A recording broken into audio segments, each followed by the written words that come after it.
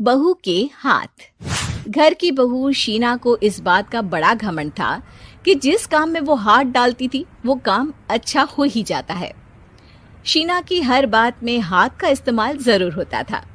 एक दिन शीना का पति आकाश उससे कहता है, कल जो वो भिंडी बनाई थी ना तुमने, वाह वाह वाह वाह, मजे आ गए।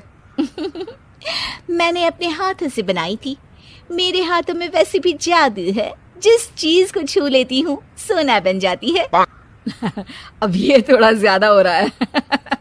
मतलब अगर हर चीज को छू के सोना ही बना देती हो तुम, तो हमारे नाम के पीछे भी अंबानी लगा देते हम। चुप रहो, मुंह पे हाथ रख लो, कुछ भी बोलते रहते हो।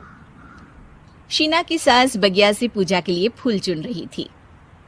सुंदर, अति सुंदर, कितने प्यारे गुलाब के फूल हैं। भगवान जी खुश हो जाएंगे।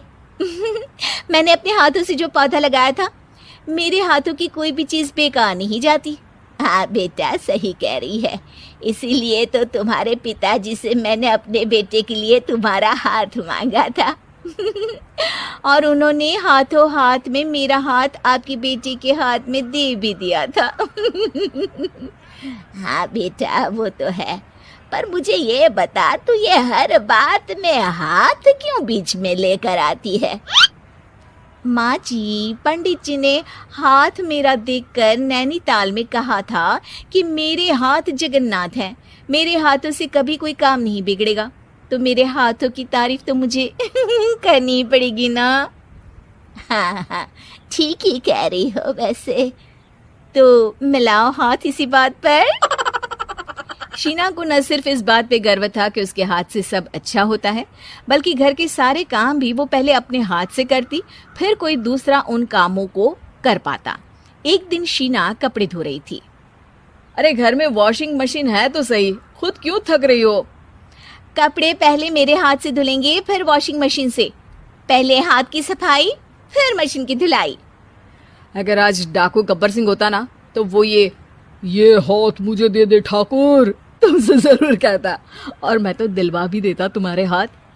हर एक काम में हाथ बटाओ, ज्यादा जुबान न चलाओ, वरना दूंगी एक उल्टे हाथ से।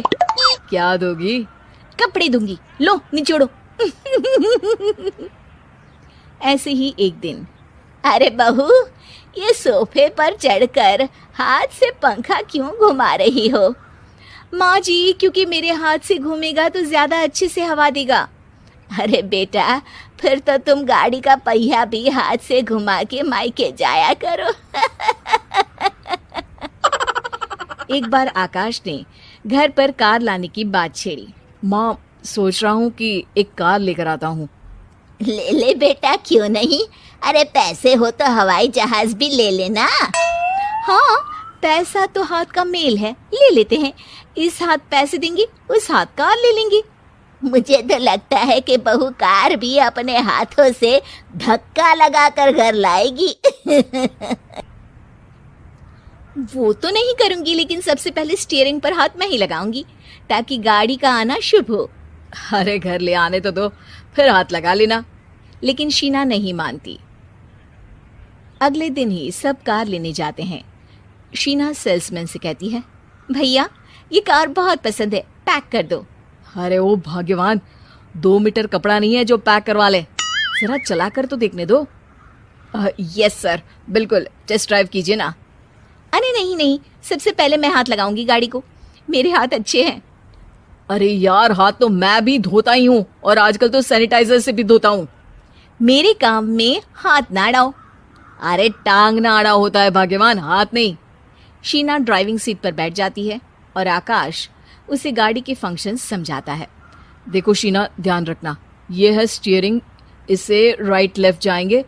ये है एक्सेलरेटर, इससे स्पीड कंट्रोल कर सकते हैं। और उसी के पास में है ब्रेक, जो तुम्हारी जुबान में शायद मिसिंग है। ठीक है, ज्यादा भी सिखाने की जरूरत नहीं है। मेरी माँ तो कहती है कि मैं अगर अपनी शुभ हाथ लगा दूं तो जग घूम जाए, तो ये स्टीयरिंग क्या चीज है? शीना गाड़ी स्टार्ट कर देती है और स्टीयरिंग को घुमाते हुए एक्सेलरेटर पर धीरे से पैर रखती है और शोरूम के बाहर के एरिया में ही गाड़ी घूमने लगती है, जहाँ दूसरी गाड़ियाँ भी रखी हैं। देखा मेरे हाथों का कमाल। अब ब्रेक दबा दो, आगे गाड़ी है। शीना आगे गाड़ी देखकर घबरा जाती है और पाँव गलती से एक्सीलरेटर पर पड़ जाता है। कार आगे खड़ी एक बड़ी गाड़ी में घुस जाती है। दोनों कार से उतरते हैं। सेल्समैन भागते हुए आता है। अरे 7 लाख की गाड़ी खरीदने आए थे और 15 लाख की गाड़ी ठोक दी। Oh my God. आकाश की माँ, आकाश और शीना घबरा जाते हैं। इतना सारा पैसा कहाँ से आएगा? तभी वहाँ मैनेजर भी आ जाता है। पूरा माजरा समझता है। अरे टेंशन मत लीजिए, गाड़ियों का इंश्योरेंस था। आप जो कार लेने आए थे वही खरीद लीजिए। पर मैडम, जब तक आप सीख ना ले तब तक गाड़ी मत चलाइएगा।